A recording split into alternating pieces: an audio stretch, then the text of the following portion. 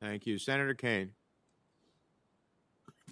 Thank you, Mr. Chair and Secretary McKeon. Mr. Chair, I have a thought that I kind of maybe wanted to direct to the committee, to the leadership of the committee, a concern of mine.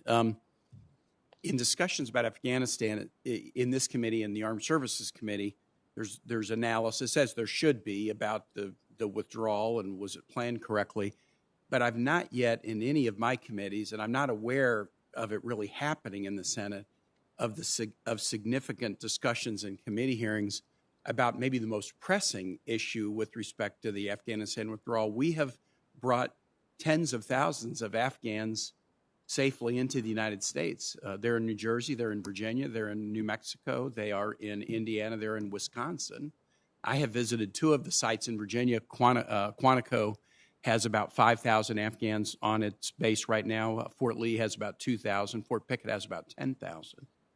And I actually think the biggest marker of the success or failure of the Afghan evacuation is going to be the work that we do as a nation to help these families transition into being successful parts of American society. So my worry is I'm not hearing that as a focus of committee discussions. Some of the resettlement effort is owned by the State Department. The DHS is now the lead agency on the effort. Most of the Afghans who are not SIVs, they're in a humanitarian parole situation that will need some adjustment at the end of a 2-year period, and that would likely go through the Judiciary Committee. There's tremendous needs of the resettlement agencies.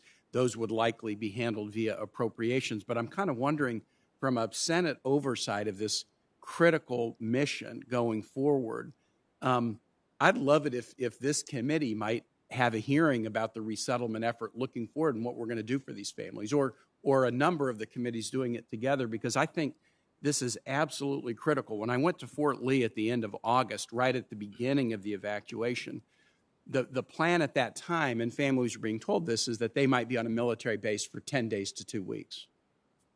When I went to Quantico last Monday, a week ago, this past Monday, the families were being told they might be there for 3 to 4 weeks. There were 5,000 Afghans on that base. They were letting 50 depart that day, and I just did my math. Okay, 50 depart every day, that's 100 days. That's 3 or 4 months, not 3 or 4 weeks. It's all depending upon the resettlement agency's ability to find jobs and housing. Finding jobs in a tight labor market. I had a barbecue restaurant in Richmond call me the other day and say, I want to hire some Afghans because if I can't hire Afghans, I'm not able to hire anybody. There are some market conditions right now that could make a resettlement effort maybe easier than it would be at a time when the unemployment rate is high.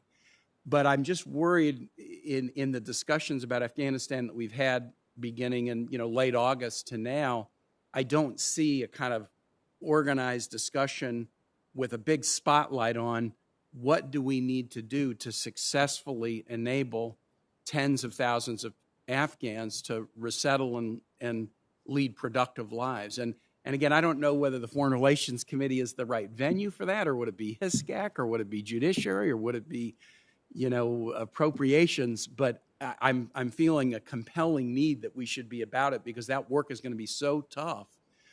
But the prospects of it being successful ultimately might be the most memorable thing about the end of the Afghan war. So I don't know if you have thoughts about that. I'm just kind of throwing it out there. I hope this committee might be able to take up this matter, maybe in tandem with other committees. Well, I thank the senator for his observations. I agree with you. We have 9,000 in New Jersey. I visited them at the McGuire Dix Lakehurst. And the process, as I understand it, it doesn't seem to be the labor opportunities. That seems to be a real opportunity. As you point out, it's the housing element that seems to be a challenge across the country. But to the extent that the committee has jurisdiction, I'm happy to consider it. And to the extent that it exceeds our jurisdiction, we're happy to engage with other committees to see if we can have either a joint hearing or at least create attention to what we do moving forward. So I very much appreciate that. I have one question for you. I'm happy to speak to this briefly if you wish, Senator Kaine, but I don't want to chew up your time. Well, yeah, let me just ask you one question. The State Department has a health incidents response task force looking at the Havana syndrome issues. The previous leader of that task force left on September 23rd. And as far as I know, state has not appointed a new person to lead that task force.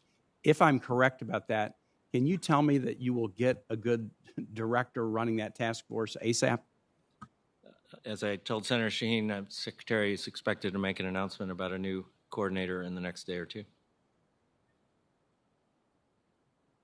Thank you, Mr. Chair. Thank you. Senator Barrasso.